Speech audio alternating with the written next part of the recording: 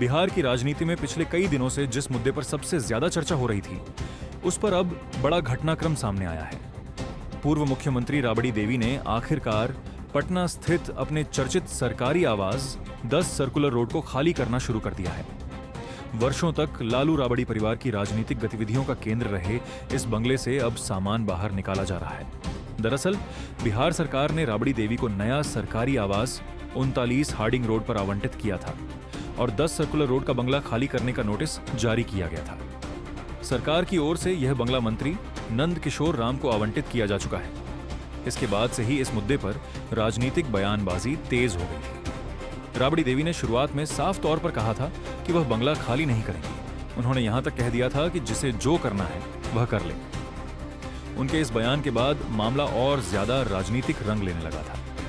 लेकिन अब अचानक बंगले से सामान हटाने की प्रक्रिया शुरू होने के बाद सियासी गलियारों में नई चर्चा शुरू हो गई है। सामने आए वीडियो में देखा जा सकता है कि 10 सर्कुलर रोड आवास से ऐसी समेत कई घरेलू और अन्य सामान ट्रकों में लोड किए जा रहे हैं। बताया जा रहा है कि यह सामान तेजस्वी यादव के सरकारी आवास एक पोलो रोड में शिफ्ट किया जा रहा है। 10 सर्कुलर रोड सिर्फ एक सरकारी बंगला नहीं था, बल्कि यह बिहार की राजनीति का एक महत्वपूर्ण केंद्र भी रहा है।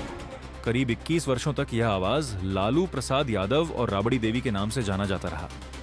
इसी परिसर में कई महत्वपूर्ण राजनीतिक बैठकें हुई। लालू यादव की कई चर्चित होली यहीं मनी और छठ पूजा जैसे पारिवारिक एवं सामाजिक कार्यक्रम भी इसी आवास में आयोजित होते रहे।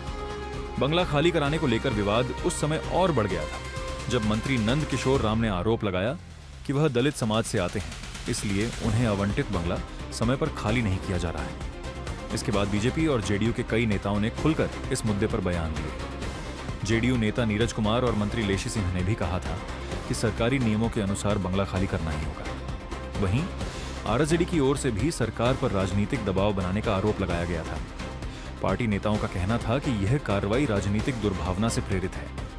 बिहार सरकार की ओर से बंगला खाली करने की अंतिम तारीख 15 जून तय की गई थी। हालांकि तय समय सीमा गुजर जाने के बाद भी बंगला खाली नहीं हुआ था। इसके बाद 16 जून को राबड़ी देवी की ओर से सरकार को एक पत्र भेजा गया। इस पत्र में लालू प्रसाद यादव के स्वास्थ्य का हवाला देते हुए कुछ अतिरिक्त समय मांगा गया था। पत्र में कहा गया था कि लालू यादव की स्वास्थ्य स्थिति को देखते हुए आवास में विशेष प्रकार के बदलाव और विस्तार किए गए थे। ऐसे में जल्दबाजी में शिफ्टिंग करने से उनकी सेहत पर प्रतिकूल असर पड़ सकता है। इसी कारण 18 जून तक का समय मांगा गया था। अब आखिरकार बंगला खाली होने की प्रक्रिया शुरू हो चुकी है। ऐसे में 10 सर्कुलर रोड से लालू परिवार का एक लंबा राजनीतिक और भावनात्मक अध्याय समाप्त होता दिखाई दे रहा है। आने वाले दिनों में यह देखना दिलचस्प होगा कि इस मुद्दे पर बिहार की राजनीति में और क्या प्रतिक्रियाएं सामने आती हैं।